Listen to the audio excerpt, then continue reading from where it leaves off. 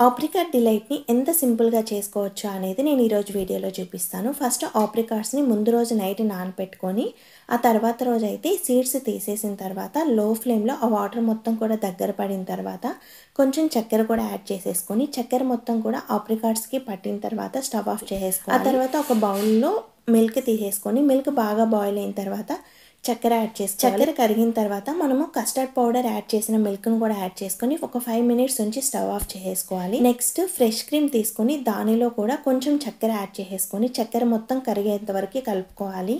ఆ తర్వాత వచ్చేసి మనము స్పాంజ్ బ్రెడ్ తీసుకోవాలి. నేను ఇక్కడ వెనిలా స్పాంజ్ బ్రెడ్ తీసుకున్నాను. మనం ముందుగా బాయిల్ చేసుకున్న ఆప్రికాట్స్‌ని పేస్ట్ లాగా చేసేసుకొని ఒక బౌల్ తీసుకొని first apricot paste, sponge bread, fresh cream, apricot paste, లాస్ట్‌లో వచ్చేసి కస్టర్డ్ మిల్క్ ఇలా లేయర్స్‌గా వేసుకొని ఫ్రిడ్జ్‌లో పెట్టుకుంటే టేస్ట్ బాగుంటుంది. ఈ రెసిపీ ఫుల్ లెంత్ వీడియో నేను ఇక్కడ ట్యాగ్ చేస్తాను, చెక్అవుట్ చేయండి. Thanks for watching.